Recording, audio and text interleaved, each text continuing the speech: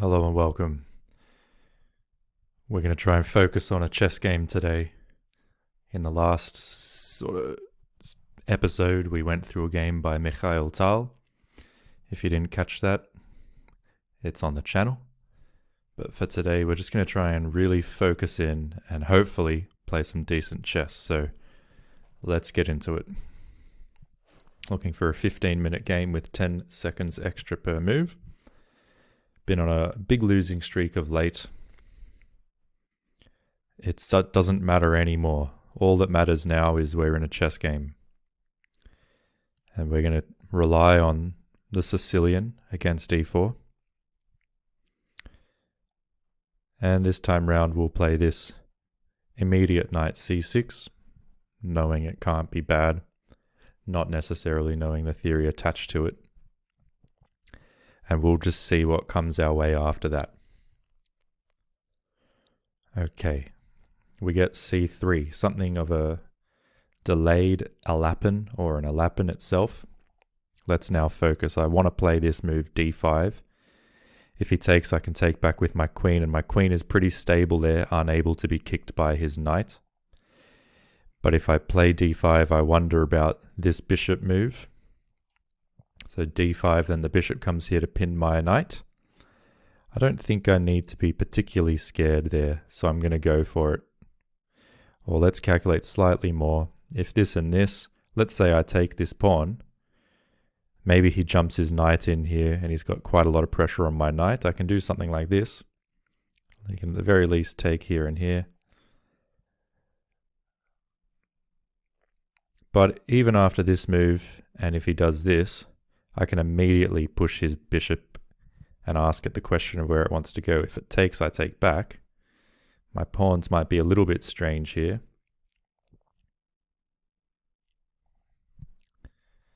So I could start more modestly. I could start with something like e6.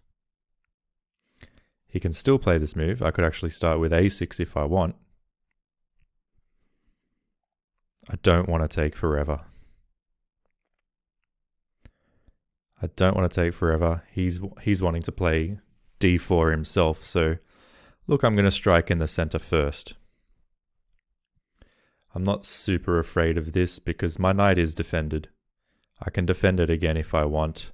I can play this move next. He decides to take this transaction out of the equation. I can't say I'm afraid of this move. Now, one option that comes to mind is to pin this knight. If I pin this knight, then by extension I'm threatening to win the pawn. So he can pin my knight, thereby defending his pawn. But I can then, at the very least, bring my rook to the c-file. And, then I'm prepared to play stuff like a6 under pretty favorable conditions. And I think those kinds of moves should be pretty nice for me. So let's do that. I don't think this can be bad for me. What I want to do in this game is focus on forced wins. Like in the game from Tal, his major sort of regret was when he castled long.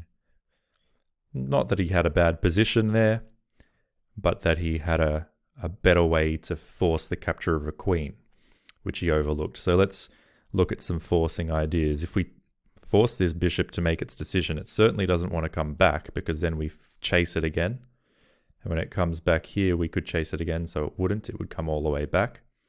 But that would allow us to take here and then take here, and we'd be up a clean pawn.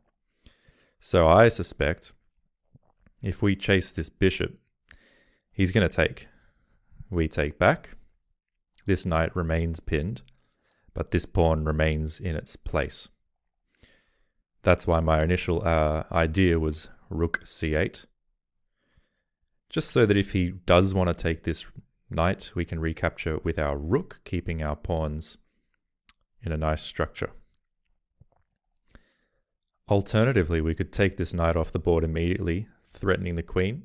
He can still take here though, ruining this pawn structure. I don't want to allow it. So I'm just going to put the rook here as planned and say, I like my pawn structure being pretty nice. I don't want to allow weaknesses in my position. I don't see a way to force any captures or force any winning combinations, thinking about Tal. So I'm just going to play a solid move, and we're going to play on here. So of course, d4 is played. Now I have the option of playing a6 with relative impunity. Now, he doesn't have to take here, although of course he could, and if he does, I think we're still okay. We've bagged at least the bishop pair in that scenario. Then he can take here though. So I think I might prefer to start with the very natural move e6, allowing my bishop to participate in the defense of this pawn, securing my own pawn center. This knight is still pinned and can't move. I can always take it if I want to. I didn't actually consider taking here, and perhaps I could have done, but the reason I didn't was because he could take back with his pawn and give his knight a nice square to get to. Why should I allow that for him? Now here, my immediate train of thought, since there's no checks available, nor any, well, there is this capture, but I could also come in with this threat of the queen and just push this queen around a bit. If I push this queen, where's it going to go? Certainly nowhere along this diagonal, although it could drop back a move. But if it drops back to here, then I can attack this bishop, and that would force the capture. Because if it goes the other way, I push it again, and then all of a sudden it's out of luck. So if this and this would force this. And I think I'm doing fine, but my rook sits on a closed file with several pawns on it. I certainly don't need to go that way. What's the purpose of this move? I don't know. I think it sort of highlights perhaps that this bishop doesn't do a whole lot. Maybe he's planning on a6 to take twice, but I wouldn't be afraid of that. I wouldn't be afraid of that at all. If I push this bishop, he's going to have to take, as mentioned. I can take back, and even though my rook is on a closed file per se, I can open that file. So, you know what? Let's do it. He has unpinned the knight, and I should have recognized that immediately. I didn't. And perhaps, perhaps I should have recognized that earlier, that this knight can now move. I don't think it can move anywhere particularly dangerous though, and I can always just bring my bishop back here if I want, or here. I can also still just trade if I decide that's what I want to do. In the meantime, this game is kicking off here. He's attacking my queen. I can't block the attack by putting my knight here, although I could block it with a pawn. And that seems like the most violent way to block the attack. Blocking with a pawn, because I gain a tempo on the bishop. Now, he can take the pawn. I can take again with a pawn, again attacking this bishop. And that bishop has to move, as far as I can tell. I don't care where it moves. Let's say it comes here. I then have the opportunity to take this knight. He probably takes back with the queen to preserve his pawn structure. Then I can take this pawn. And once he takes back, my queen and bishop are ready to get into the game. My rook is ready to give checks. I'm not afraid of that. So let's go. I'm going to be violent in this. I don't see any checks available to him. I simply snap that off the board. So my king is relatively safe, I believe. Even after this admittedly risky maneuver, I think I'm going to have an attack on his king. Move your bishop. And he's moved it off this diagonal, which strengthens my rook. I thought maybe he could do this, and even if he did bring his bishop back somewhere like this, I wouldn't have cared. I think my position is still okay. So now how to proceed. My thought initially was to take this knight off the board. He can then take here. Then I can take this. And when he takes back, I can give this check.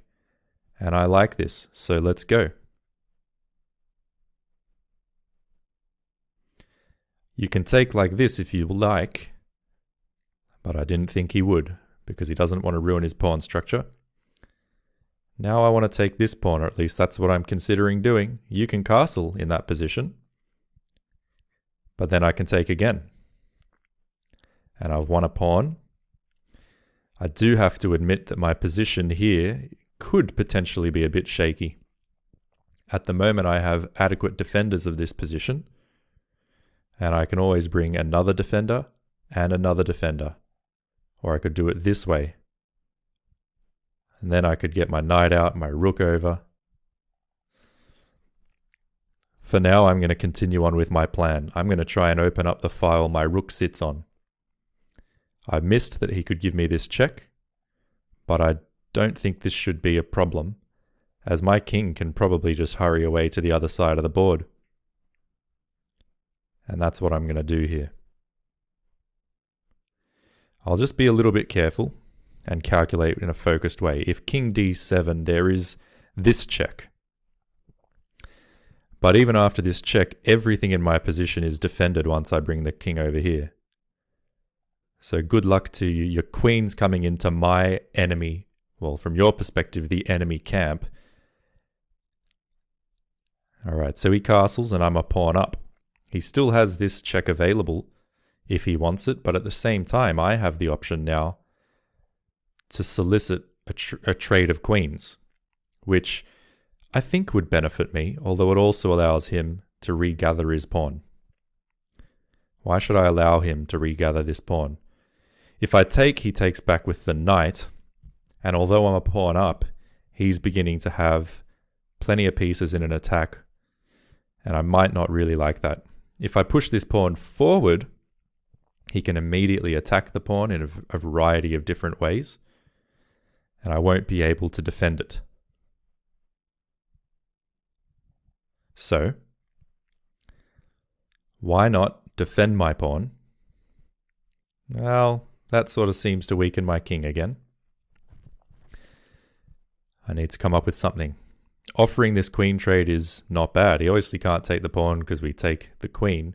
He can take the queen and I take back, and then he takes the pawn. But after that is said and done,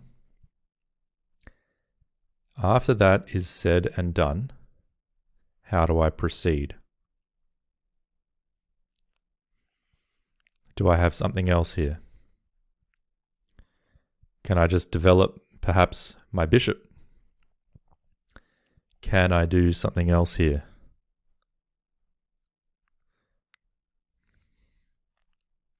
If this and this, I should also consider just immediately playing d4, but that seems really shaky. Really, really shaky. You can put a rook here. This pawn would be pinned to my king and queen. Maybe I just go king c8 here, allow him to capture the pawn back. Maybe I should not hold on to this extra pawn. But if this and this, what can I then do? I mean, this is the way to bag the extra pawn, but I then have to be willing to accept that I'm going to be under fire for a while. Do I think he can? Do I think he has the ammunition there to beat me? Maybe after take, I can then offer the queen trade. That's what I'm going to do. I'm going to argue that I have the resources to defend myself here. Maybe I'm wrong, but I don't think that I've gone so wrong so far. So you know what? Prove it. Prove that you can checkmate me. Because I don't believe you right now. I do not believe you. After I offer this queen trade, you're not going to accept the queen trade, surely.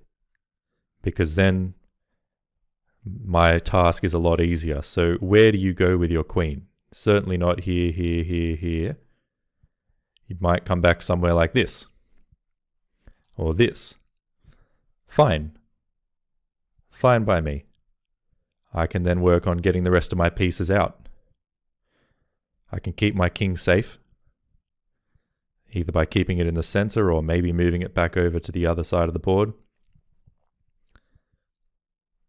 interesting having the king in the center of the board. It's like a boxer, and when the opposition throws a punch, you do a little head bob to one side.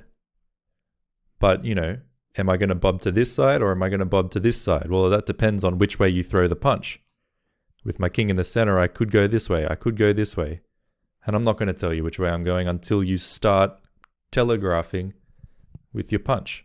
If I see that right hand coming towards me, guess where I'm going? Left. And vice versa. So we've got a mobile target here, is what I'm trying to say. And it's difficult to hit a moving target. So yep, he takes the pawn back as expected.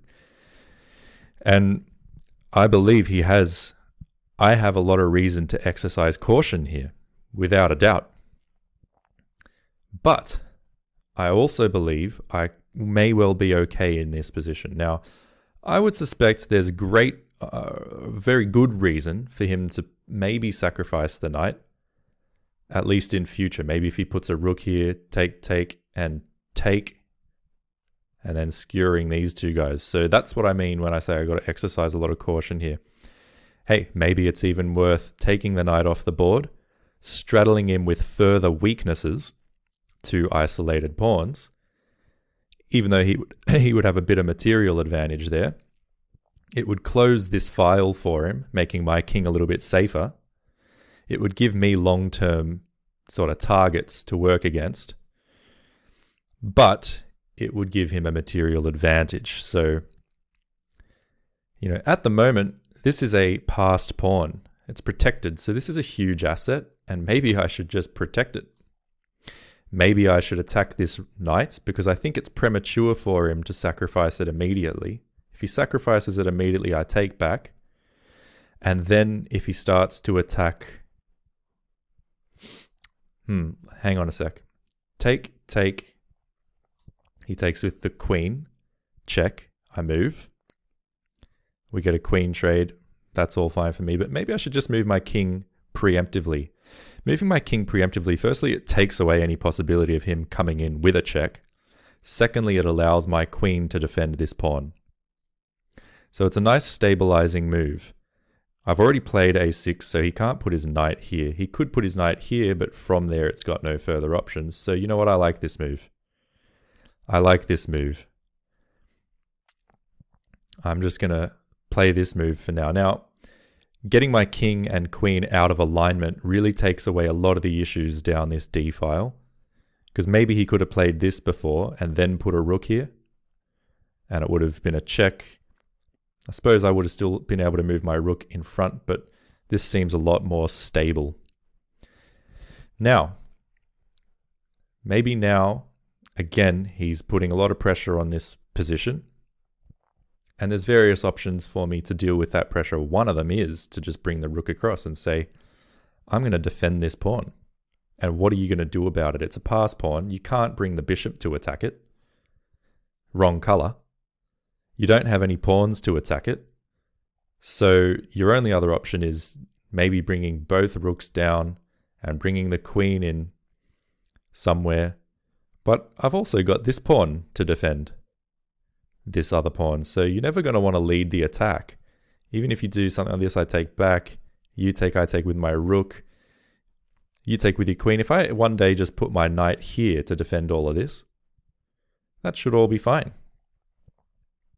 Also, I could threaten once again to take this knight, but at this point, the knight is threatening to come here, and I can't take because I would lose the queen. Same deal if I try and set this sort of thing up, the knight's able to come here. So maybe I want to move my queen to a square where it still protects this important pawn. For example, maybe here. Maybe here. I could also, it's not so much that I'm protecting this pawn, it's that I'm defending against this possibility.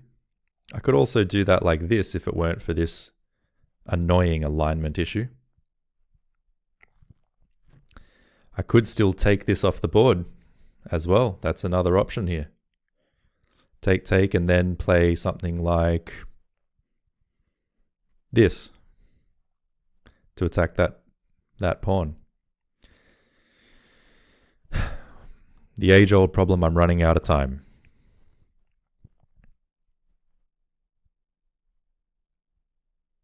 That's the age-old problem here. Maybe I should have offered the queen trade on the previous move. It's a little bit harder for me to arrange that now.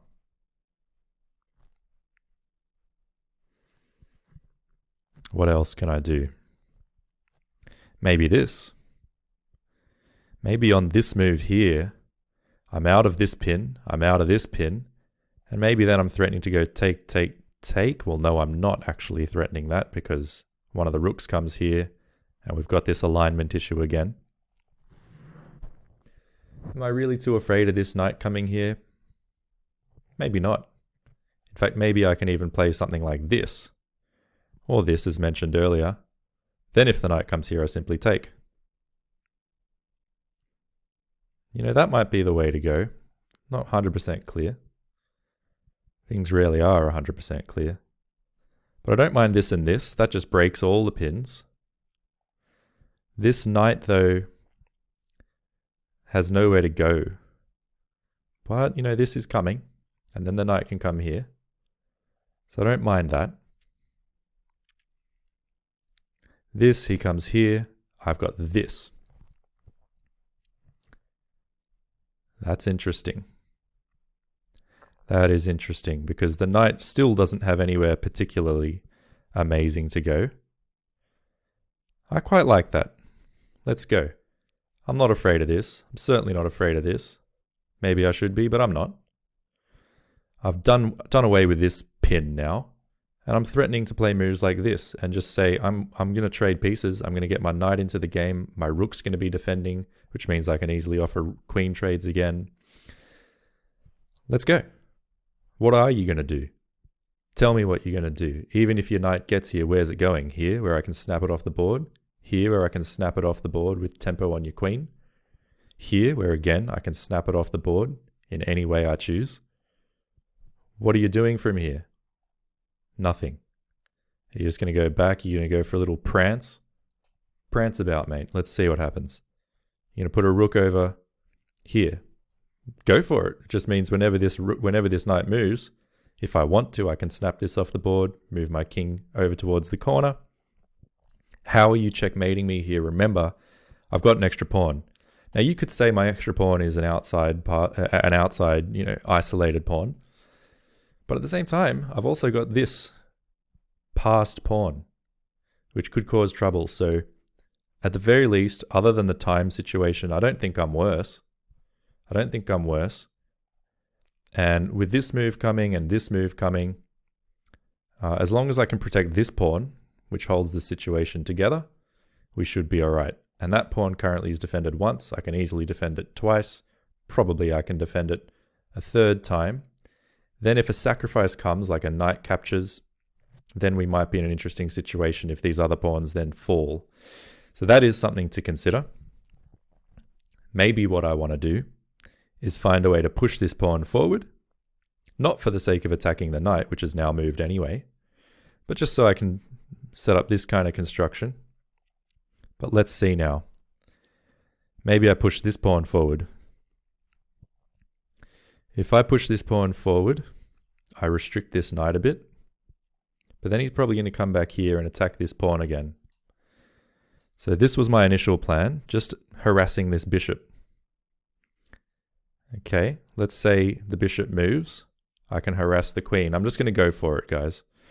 I'm going to go for it because the time situation is important. And also, how does he attack this pawn? Especially with his knight far away. I guess he's going to come in here. He can't do it yet, though, because his bishop's under attack. If he takes my bishop, I'm going to take with my knight. So that even if he takes this pawn, my knight defends both of these. Okay, so he's moved. Now I'm considering this move to attack that queen with tempo. Everything is nicely defended.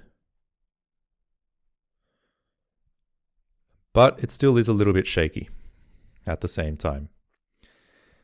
So if I'm afraid of this knight coming here because of its impact on this pawn, maybe this is a nice move to make.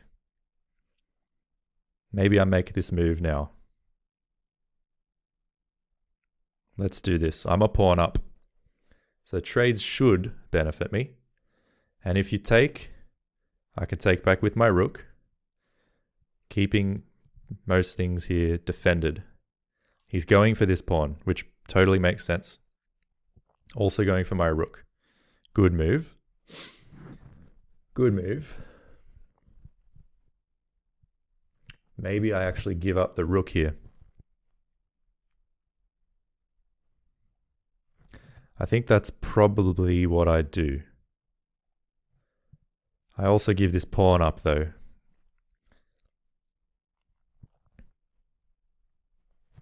I'm deliberately okay with this. Playing in a very risky way. Yep, I'm giving up this pawn. And an exchange, so maybe too much material, especially with a check. But the time situation was also such that there wasn't much I could do about it. I'm also giving up this pawn. Looks like I've probably once again managed to screw myself over here.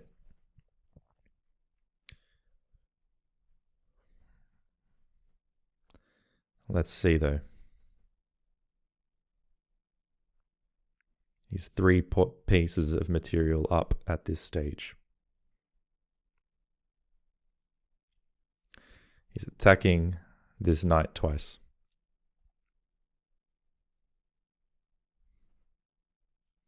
If I move my knight, he can take the bishop. My bishop is defended though. He can also take the rook.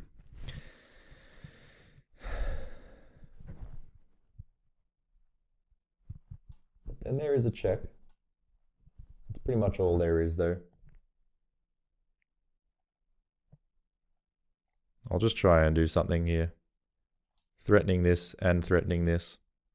Pretty sure this move shuts it all down.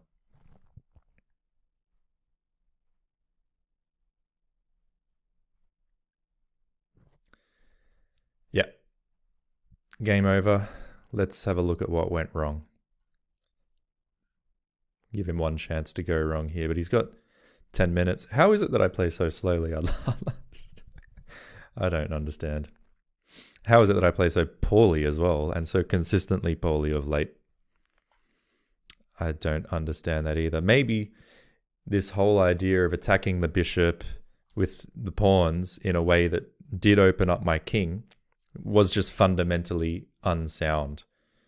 You know, and I know I had the extra pawn, but you know, allowing him to have rapid development, I knew I was going to have to be careful. Maybe it was just all fundamentally unsound, and that was the fundamental problem. Or maybe it was okay. Well, let's see. He's done something here. What did he do? He actually brought the bishop back, allowing me this check. So I'll take you up on that.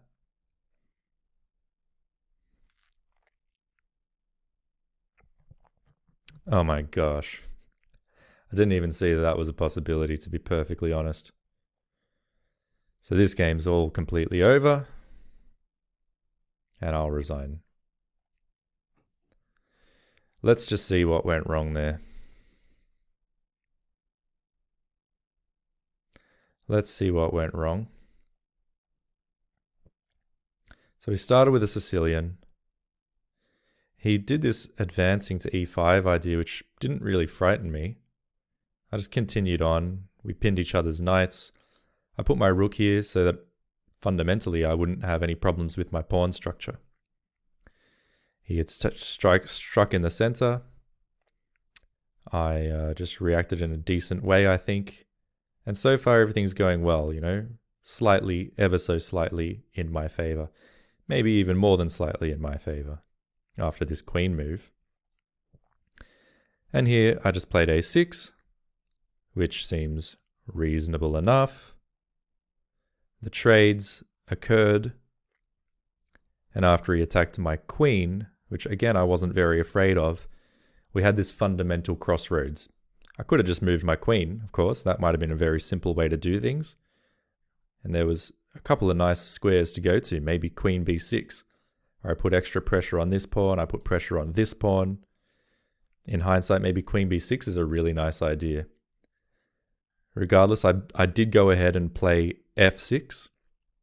We'll give the computer a second here to think about this move. Look, it still gives me a bit of an advantage, but it wasn't the best move. I wonder if it prefers queen b6. What does it think about queen b6? Yeah, queen b6 was probably the move there to retain a larger advantage for black.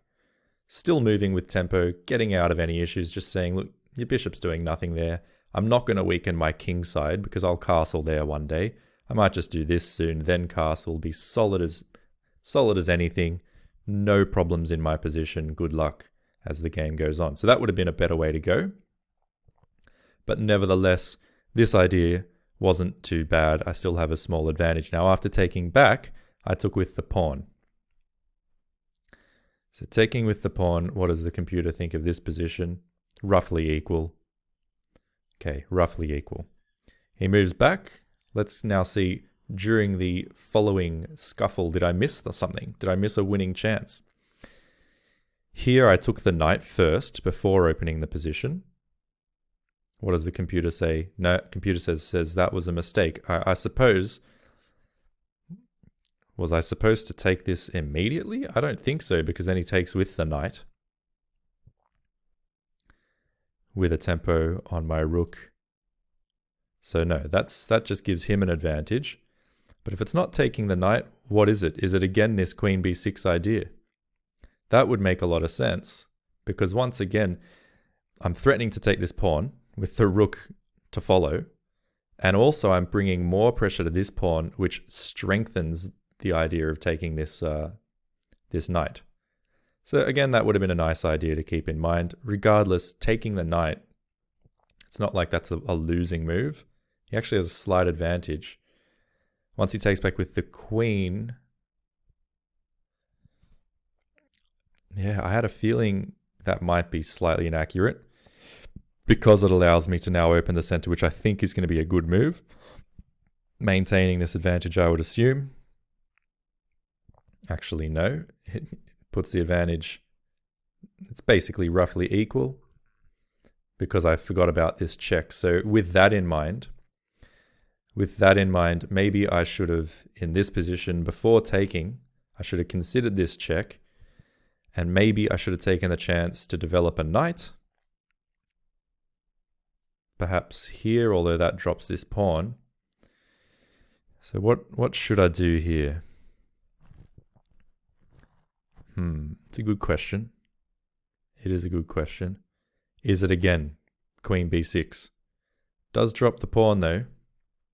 It also attacks this pawn. If he takes a rook, I take a rook.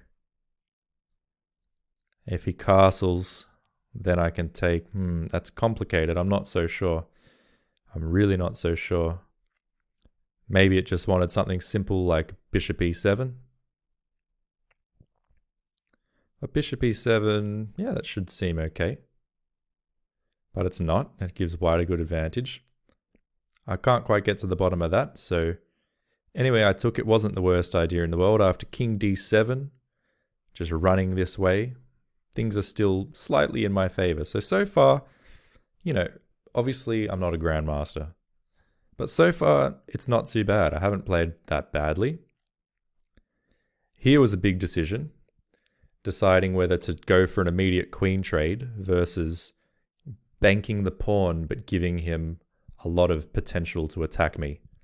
I decided for the latter, and the computer says, okay, the advantage is, it's roughly equal at that point in time. If I'd gone for a queen trade, I didn't like it because I thought he just trades queens and wins the pawn back. But this actually is the better idea. So let's see, if he trades queens, the computer really doesn't like that at all. After I take back, yes, he does win this pawn, but I suppose this pawn is pretty weak. It's an isolated pawn. My rook is on an open file. His bishop, yeah, it's not doing a whole lot. What do I want to do, though, in this position? Maybe I can even attack this pawn straight away.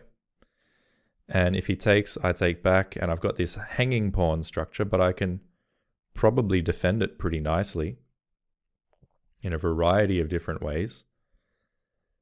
And Okay, so this would have been fine. Maybe I can even play my rook to the 7th rank with tempo.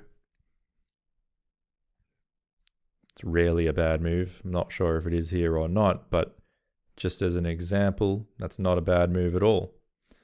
So the position here is at least comfortable and easy for me, whereas the way I actually did it, being overly materially focused, overly focused on the material rather than the spiritual in a sense, or the immaterial, led me to make this decision that actually gave me a much more difficult position to handle. Moving my king out of the way here was, I think, a practical decision. Gives him a small advantage technically, but it got me out of a lot of potential tactical problems. And here, maybe I became a bit brazen to the idea of, moving his knight around. I said, I don't really care. I'm just going to move my bishop. I still think I'm doing all right, but actually now the computer says you've made a mistake.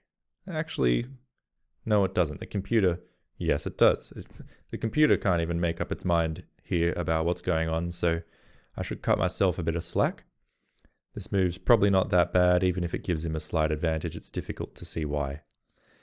Moving his knight back, I think, was a really smart idea to come after this pawn in the long run, because this pawn really is the anchor of my position, as I sort of identified during the game. But being really low on time, I decided to proceed with this plan anyway, and probably this is where things started to go wrong, and maybe I should have here played this idea of e5, inviting his knight to come back, to be fair. But then I could have played even something like d4. And why should this be so bad? He doesn't have to move the knight, it should be noted. White's still a bit better. White's still a fair bit better, but I don't really understand why. Maybe he's coming here just to put pressure here. I suppose that's probably right. But it's not right. This gives me an advantage. Man, chess is a complicated game. It is a really complicated game. Anyway, after he moved his knight, I played this f5 idea. That gave him an advantage. He moved his bishop back, which was not correct. Not correct. His advantages dwindled. I developed my knight with tempo on his queen. And it's roughly an equal game. It's roughly an equal game. Even after he moves his queen back, it's roughly equal. So again, I haven't played poorly in this game. Haven't played poorly, at least not yet. What did I do now? I went for this bishop trade. That seems to have been a big mistake.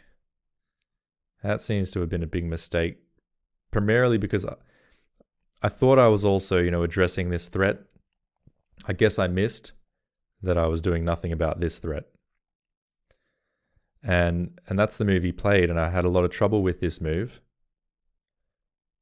And indeed, White's doing really well in this position. And obviously here in time pressure, I decided basically without calculation to sacrifice the exchange. And I'm sure this is now the move that gives him a massive advantage. And it is. So really, it was a decent game until the time pressure situation crept in and I came up with this exchange sacrifice. And really, it was this move where I wasn't sure what to do. In hindsight, I'd say a move like this is probably not too bad. That sort of seems to retain equality. Well, no, it doesn't, because again, he comes in with this move. With that in mind, how do I actually deal with this? Maybe I have to play something like this. Can't say I'm a big fan of this, but that does seem to hold on to the equality. He no longer has this move. And if he comes from this angle, yes, he's hitting this pawn, but he's blocking his queen's defense of this pawn. And he's also not attacking my knight, my rook. So this would have been a better way to do it. Also, if he comes here, I can just bring my rook across. But probably here I would have played this move, which is another big mistake.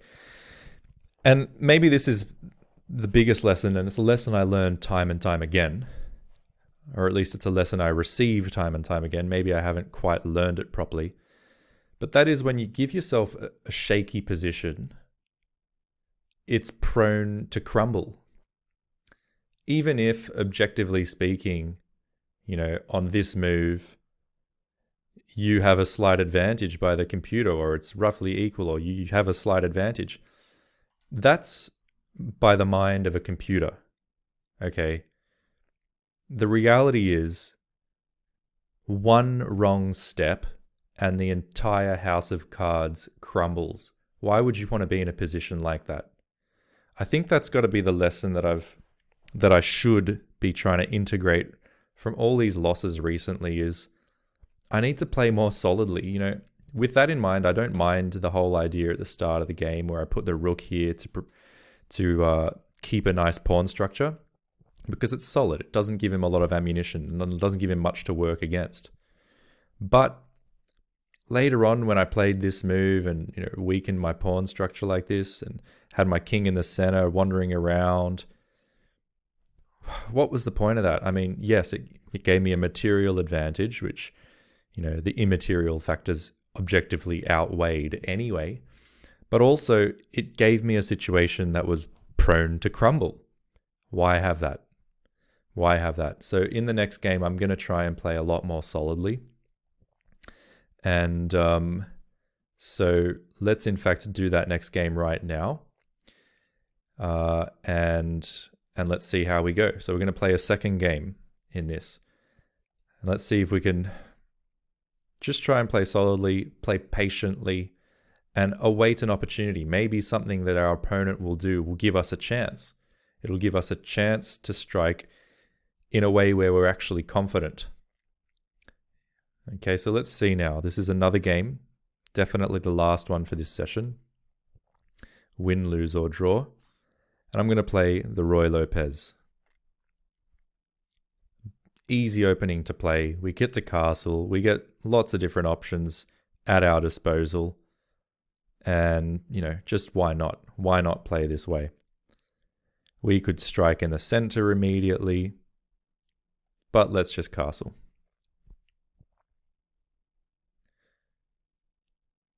Probably plays something like this. He doesn't. He actually moves away. Interesting idea.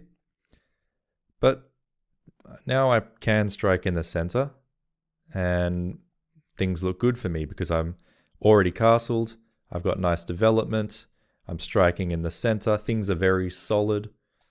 If he takes, no stress. I take back. If he takes here, I take back. And, okay, material's even. You could argue maybe my queen is out too early, but he doesn't have a knight to attack me. If he attacks me with a pawn, maybe he's going to create weaknesses.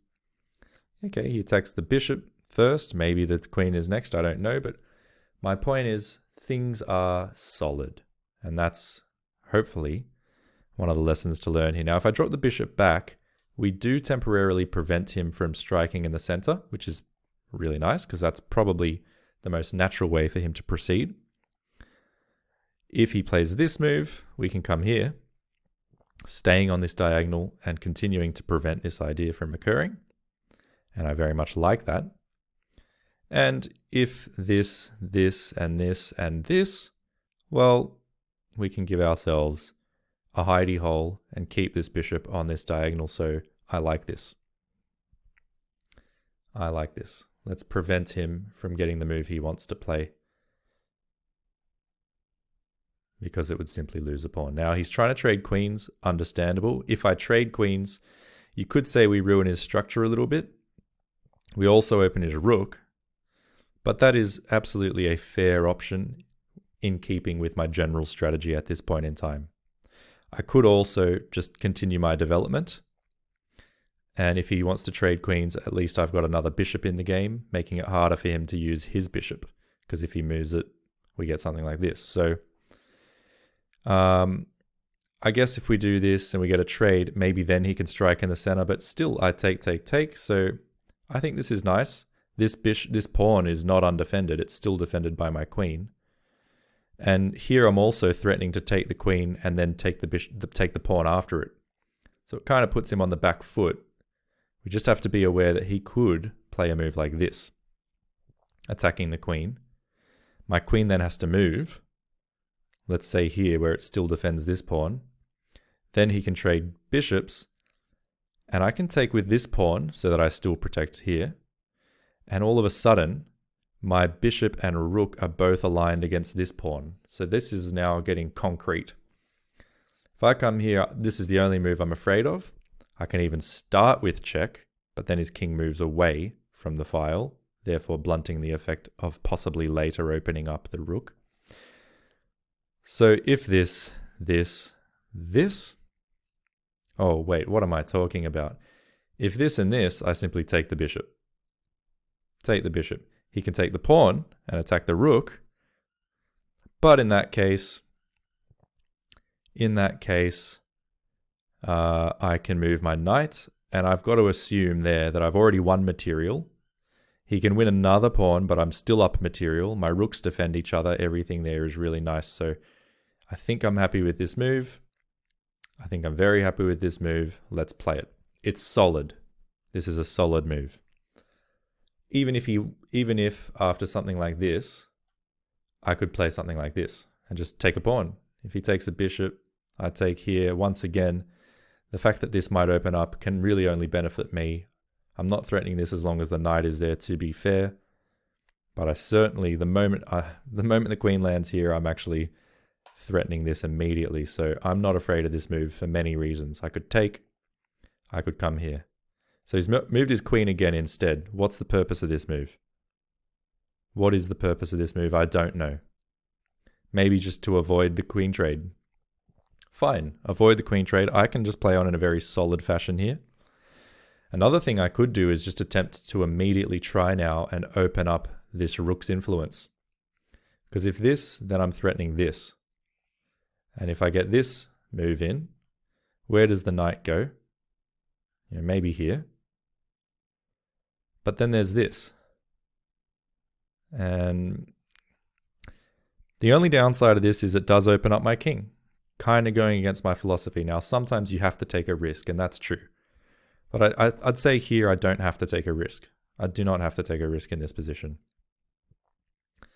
It's just not at that stage yet. Now, he's still not threatening stuff like this, because I take. Is he threatening this? Not really. I just come here. And then I'm threatening mate for myself, which is actually pretty hard for him to deal with, to be honest. So I'm not afraid of this move. I've got this. I've also got many other retreating squares if need be. So I could just, develop my knight, connect my rooks up, and say the game is fine in that situation. If I attack this queen, well, he can't come here because of the check, after which I take the queen. So if this, he kind of has to come back, but I don't want to offer him a draw yet. He can come here. I don't see a reason to go down that path at this stage. It's difficult for him to castle because he can't really move the bishop yet for fear of losing this. And if he can't move the bishop for fear of losing this, then it's hard for him to castle. So I really love my position. What would he do if I just play something simple like this? What would he actually do? Well, well, again, I take. This just further cements the fact that he can't play this idea, which is nice. Connects the rooks. Yeah, I'm just going to do this. It's a solid, solid move. If this, again, I stay on this diagonal. And then if this, I can just move my knight out of the way. Maybe here. Maybe here. There's options, and he's becoming overextended in that sort of scenario. So, okay, focusing on solidity here, and true, I have the white pieces in this game, so from the get-go, I'm a little bit more dictating the flow.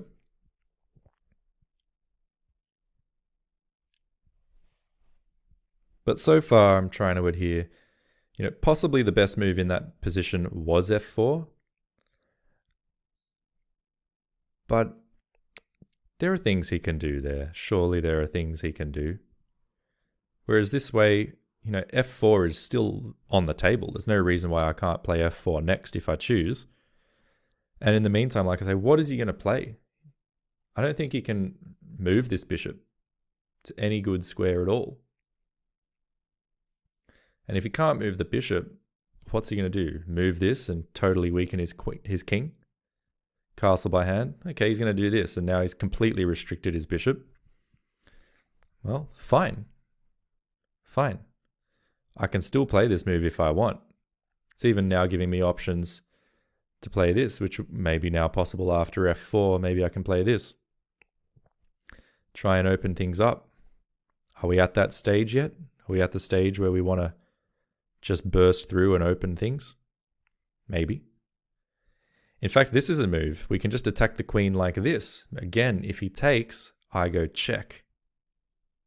And then when he deals with the check, I win the queen. And life is really nice. So I can actually just attack this queen and say move. Move. He can't come here without just immediately losing a pawn. This pawn maybe is weak and it leaves behind other weaknesses though. So it might not be as strong as I think. This move he can take in a variety of different ways. He wouldn't be able to if I played f4. Again, if he plays this move, I come here, but now he can meet it with this bishop move. I can still take this pawn though. If he takes this bishop, I take a rook with check. And once he deals with the check, I move my rook out of the way. So I don't want to open up my king. I just don't want to play that way. I do not want to play that way. At this point, I'm going to say, unless it's clear and you can actually calculate concretely, it's against my philosophy of chess. I don't want to have a shaky position. So if I want to keep a solid position, I think what I would do is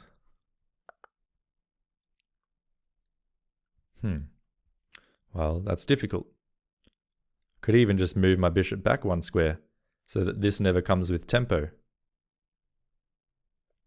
I could play something like a4 so that this move isn't even possible anymore. I like that. That's just a nice solid move. A really nice solid move. Again, I'm not afraid of this, not only because this is possible and because this can be potentially calculated and probably end up in my favor, but because if I don't want to go for this, I have lots of other options as well. So I don't have to be afraid of this. There's even a check here. For a moment there, I thought that knight was coming towards my queen. Now, this is an interesting moment because he is attacking my bishop. Fine. But there's a couple things I can do now. One is I can just retreat my bishop to a square where it dominates his knight. All the squares that his knight might want to use will be taken by my bishop and my pawns. And at that point, I'll actually be threatening to play f4 with tempo on his knight. So actually, by holding off on the f4 idea, it seems like it's getting stronger with time. I could also just bring my bishop back somewhere like this, where it defends this pawn, and it defends this pawn. I could also attack his queen. Attacking his queen could be nice. Again, he can't take because of this. And if he comes back, we get a trade. But that's maybe less nice because after the trade, my bishop does hang and I have to deal with it. So maybe I just play something like this. But this is probably the more solid somehow. I think this is maybe the more solid because I dominate the knight. And where does the knight then go? My bishop can always pop back up here in the future.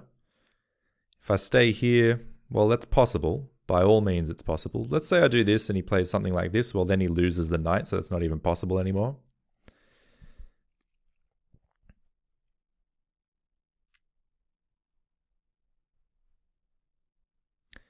I could play this immediately. Basically, he would take my bishop and I can take back.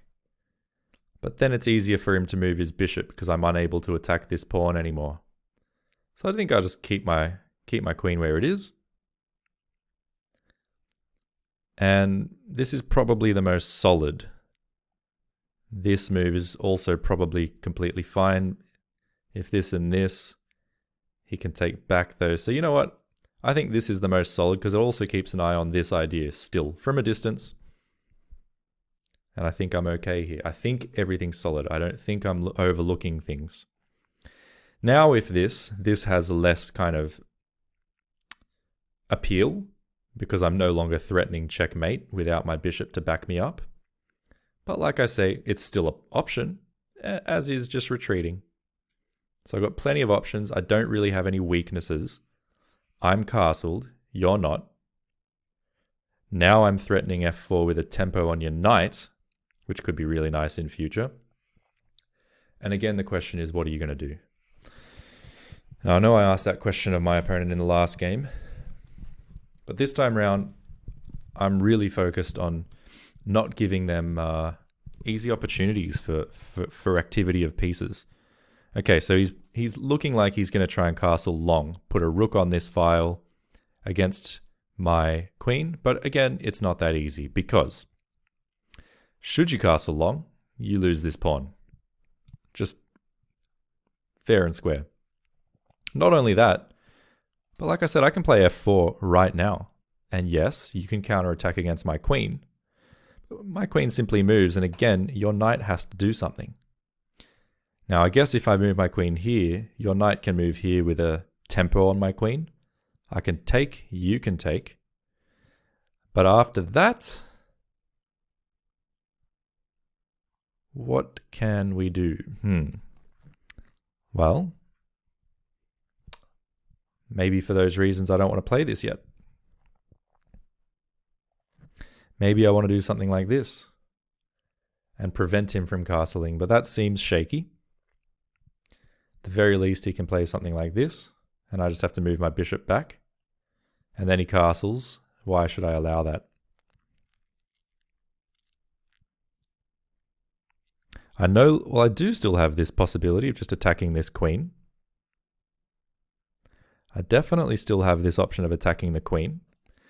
He can't take, now it's not because of there's a check, tactic, it's just because I directly defend the square. So after this, it also prevents him really from attacking my queen with his pawn because at the very least we can do this. But also after this, I can just take. And after he takes back, he either loses the knight or he takes with the queen. And after I take,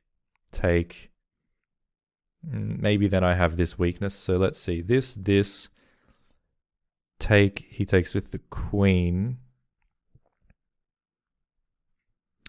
Take, he takes like this. I can do this. I don't like that gives me this weakness. And yes, it's a game of give and take, so I might have to create a weakness at some point. The other thing is if this and this, I could just take the queen. He takes my queen. Then I take a pawn. And I say, I want a pawn. And whilst these pawns are a bit weak, this pawn is also weak. So that's an option, but what would be the more solid approach here? Is there anything like this on? No, I'd say not. Again, this is an option. It's definitely an option. This and this, I can come all the way back as well. That's worth noting. So then if the knight comes here, I can even drop back to here.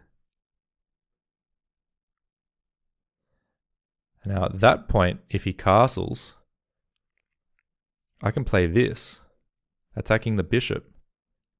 And if the bishop moves, I then win the knight. So that's actually pretty solid, you know.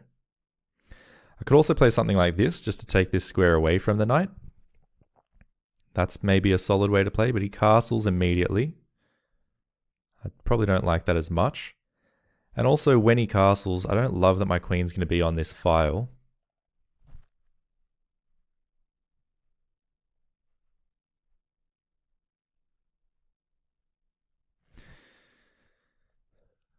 I could play something like this, bringing just kind of a waiting move. If he castles, I play this, attacking his queen. Yeah, even though he has a rook here, he still has to find a way to open the position. In the meantime, I attack his queen immediately. And if he just moves back again, I can take this. I think that's probably better. Something of a waiting move. If I wait, he might not castle. He might attack my queen. My queen can move, though. My queen has options. I think I like that. And if it turns out that he does some sort of maneuver and wants to castle short after all is said and done, well, maybe then I'll play this anyway. So I'm now debating between this and maybe this. Again, if he castles, there's this. Then this, though, is that's the key, isn't it? So after this and he castles, I come here. What if he comes here? That's what I don't love. But this he castles, I come here, he comes here. I can come here. Or I can take once, and when he takes back, I could take again with check. So I'm actually going to do this little waiting style move. Again, it took me a long time to make that, but you know what? I would rather lose on time than lose on the board. So I'm going to just make this move, which I think retains a lot of solidity in my position. And let's put the question back to him. What are you going to do? I can always retreat my queen. Everything's still solid. The only thing that's not solid is my time management here. That's the only thing that sort of remains to be tweaked. If I'm playing with relatively keen tactical vision, if I'm playing with a philosophy of solidity that's really difficult for anyone to break down, and if I'm playing with rapidity on the clock, that's when I'm going to be difficult to beat. That's when I'm going to have the best chance of actually winning, regardless of the Canberra Chess Club Championship, just winning any games, because I haven't won a game in a long time. And maybe those are the reasons why. If he just does something like this, okay, I don't think that move really matters too much. I got almost no time on the clock, but I can certainly consider this move now. I can also just proceed with this plan, attacking his queen. The solid way to play, I'm going to attack the queen because this bishop's defended anyway. I'd say the solid way to play was probably to play something like f3 and just push that bishop away. I don't know why I didn't do that. Just f3, push the bishop away, and when the bishop moves, then follow up like this. Instead, I've played it this way, so that's all right. We can just continue on. We can just continue on. Now, I'm going to do this. I think this is solid, even though it's moving this pawn away from my king. Okay, it comes with the tempo against the bishop. That's one thing. Second thing is, this is pretty solid. And now I think this is my only weakness in the position, so I'd like to do something about that. What am I going to do about that is the question. Little time remains. Where can I go with the knight? Maybe I do something like this, this, and this, except that it drops this pawn. So then, I could do something like this and even give up the knight, the bishop for the knight. I don't really love it. I could bring my queen back. I think that's quite solid. But again, it's nice to have this queen here, isn't it? If I do something like this, where does he go with the knight? My position just seems a lot looser there in general. Can I do something like this and this?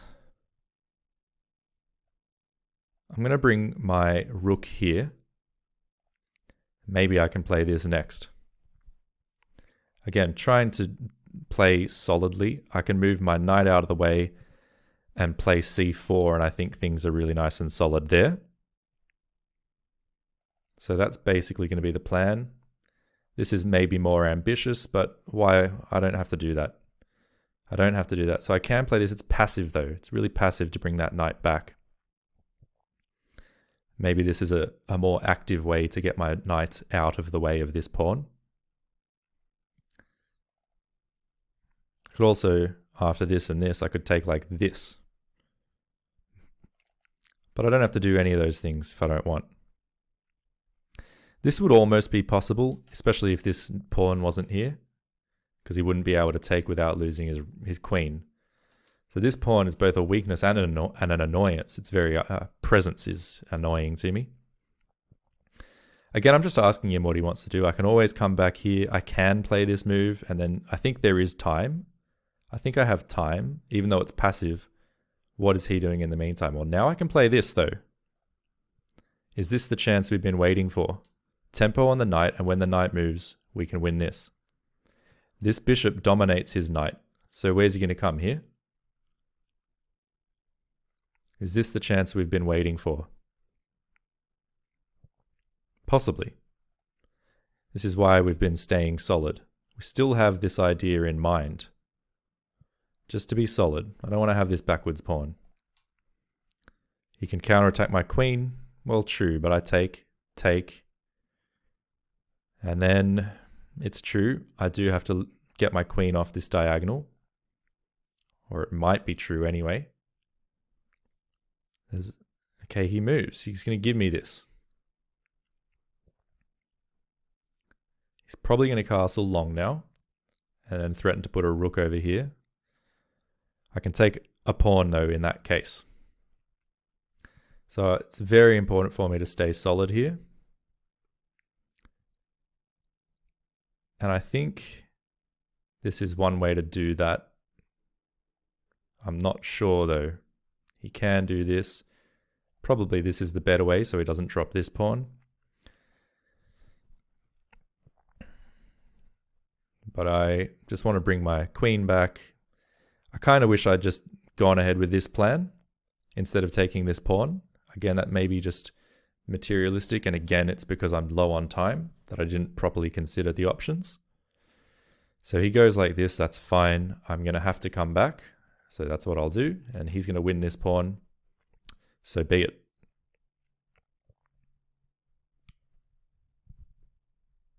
I can take, he takes back. That just helps him get rooks over into my side of the board. But it also puts a rook on a potentially a square where it's potentially liable to get forked. So after this forking the queen and the rook, he's probably going to take.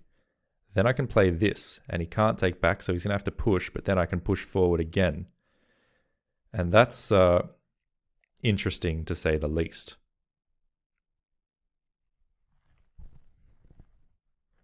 Now, what else can I do here? Let's just see what happens. I'm probably going to lose. Because of the time situation, it is what it is. But after he takes back, I'm going to play this, and I'm just going to see what happens, basically. And it's unfortunate. I'm out of time. I think if I had more time, which I will have when I play these classical games, then maybe I would do better here. But, you know, it doesn't really matter at this stage. I think up until move 21, let's say, I think I probably played pretty well. We'll see in the game analysis afterwards. But at this point, I'm sure I'm losing. I'm just playing speculatively now because I'm out of time. I think he should probably just double his rooks, maybe move his king out of the way.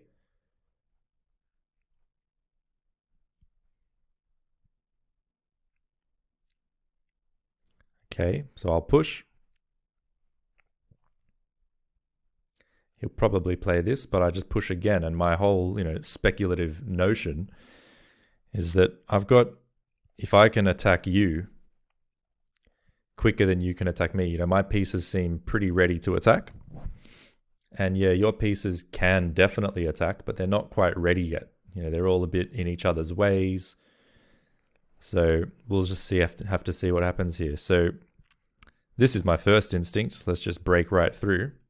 But if he takes with the pawn and then I do this, he can actually keep everything closed. So I think I have to start like this. He can take like that though, which is a little bit annoying. I could just take this. Maybe that's what I'll do here. Probably not a great move, but at least after this, I can give this check. Yeah, look, again, I know I'm losing here. It's not a surprise. But we'll see what happens. If he comes back, that's not an option. But at least I can just come back here is probably what I'll do in any of these circumstances. Yeah, in this case, interesting. Don't think I can pin him. How about this move? Attacking both rooks. He'll use one of them to defend the other, I would suspect. Then I can attack the queen. When the queen moves, I can continue this attack, or I could do this immediately. And when he does something like this, or this even, well, then he would drop this bishop. So, hey, maybe what I've actually created here is a scenario where his position is shaky, despite him having more material. So this is an option by all means. Get him to move the queen, but he moves it here. So I'm just going to instinctively play this move now. Instinctively play this move. And I'm just trying to open everything up. I wish I could land a bishop here, but it's not supported by anything because it would skewer the queen. And that'd be nice. But if he does something like this, I might be able to continue on pounding forward, hitting his queen again. If he takes, well, I can hit the queen again. Or if he does this, maybe I switch my tactics and I pin that little sucker and say I'm going to win it. But he can also just attack me. Again, I can just move back. Can also maybe give a check and then move back if I wish. Again, this is with no time. If I'd gotten into a better position like this with more time to spare, things would be nice. Now this is dangerous for him because I'm attacking this pawn, but I'm also threatening, well, I'm not really threatening this, is it? He's going to take my rook, and although this move does defend my my bishop, he can just take it with his rook. So sadly, that was a very nice move that he found. Probably I should have come here, but he still just takes the rook. Actually, well, what I should have done was probably taken the bishop, and then after he takes queen, I take queen with check. That's what I should have done. No time to figure it out in that moment, but I'm pretty sure that will have been the answer. Take the bishop. You want to take my queen? I'm going to take you with check. And once you take back, I can move my rook at my leisure, and that might have actually re-established material equality. But this is almost certainly a mistake because now he just takes a rook for free, or essentially for free. I can attack this queen. That's true, but I don't think there's anything really after that. He actually decides to let me off that particular hook, interestingly. So now I can give this check. Might not be a lot of point in doing so. If this I take back and I've won an exchange, so sure. I can also give this check now if I want. I think that's what I'll do. I'm going to keep my pieces on the board so I can maintain my attack. Check, he moves away. Well, I'm still threatening to take this, so I don't think he wants to move away. I think he's going to play this. But just keep in mind that I can move... Well, my rook still is attacked, isn't it? So I probably should have gone take, and then move my rook. in hindsight. Again, without time, it's difficult. So what do I do here? Do I give up my queen and say, take my queen, and then I go check? He takes. No, I don't think that's possibly going to work. If this, I could do this, but he simply takes. So I don't think that's going to be it. Taking's not going to be right. Unfortunately, I guess I can take this, but after he takes my rook, there's this. He probably does something like that, but you know, the main lesson is A, time control. B, playing solidly was nice, and B, even playing solidly, what it does is he's the one with the shaky position, even though he's better. You can see he's taken a lot of time because one wrong step, he could die. Whereas for me, it's like I can just quickly make these solid moves, even under time pressure.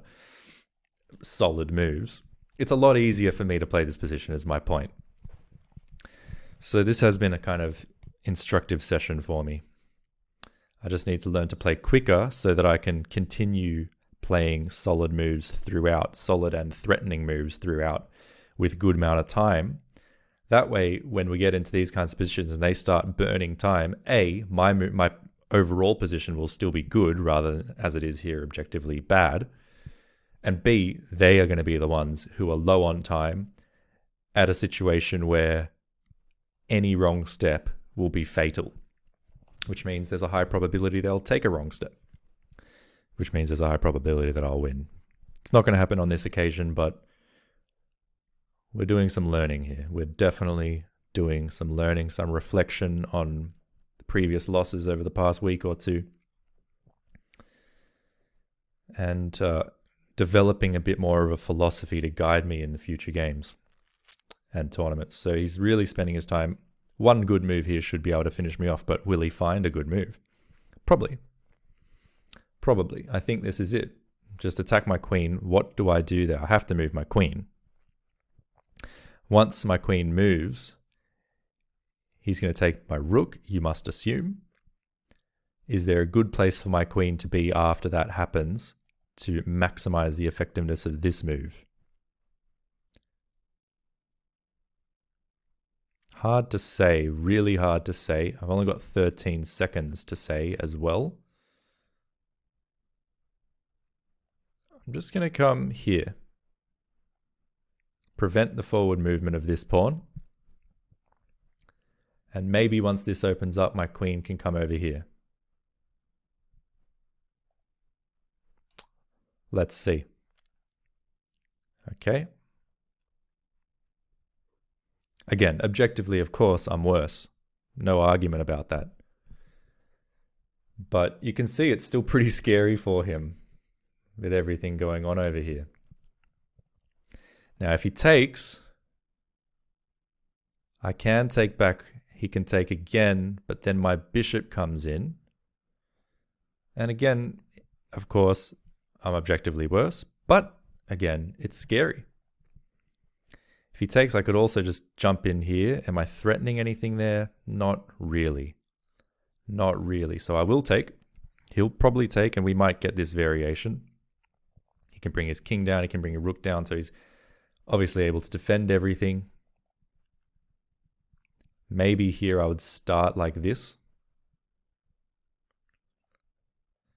Is there any other way to do it? We can give this check if we want.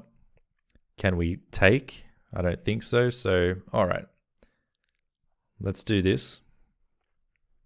For what it's worth, probably not worth much. I have this possibility, but he's probably going to take it away in one way, shape, or form. And he's almost won the game. But not quite. Maybe he'll just play check here. Check would be a nice move. I drop back to capture the piece. He gives another check. I don't know. but definitely interesting to see how much time he's had to spend. And what's this move? He's just brought his bishop back. That's interesting, because now I get to take here with a check, and I don't have time to calculate, unfortunately. He's probably just going to sack the queen, to be honest. But I would really wonder here, do I have a winning sequence here? I would be very curious to know if I had a winning sequence there. I wonder if I did. I didn't have time to calculate it. Maybe I should have spent a bit more time. Oh, I just got mated. I just got mated. Yeah, so I ended up going wrong, but again in time pressure. I wonder if I had a winning sequence here. Let's have another look at this. No, I don't, by the computer. I do not have a winning sequence here. What if I had done this move? I mean, again, objectively, of course, I was a lot worse. Was there anything else that could be said about this game? I don't think so. But let's just go back a bit to the period of the game where I felt like I was actually solid, and before I made probably just gone too far. So I think, for example, here, we'll let the computer reevaluate what it thinks. Not only am I solid, I'm doing really well. 2.3 in my favor. A couple moves later, how are we looking? This was a bit of a waiting move, this rook move. Did it ruin my chances though? Absolutely not. It's actually a really nice move. It's actually a really nice move, according to the computer. That's both surprising and also affirming for me.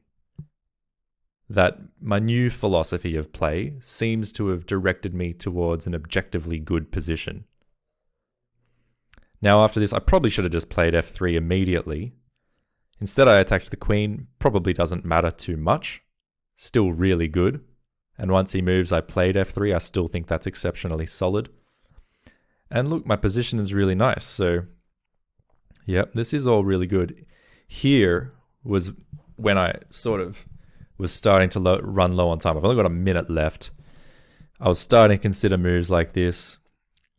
But what did I play in the end? I forgot. I just moved my rook back, which again was a solid move.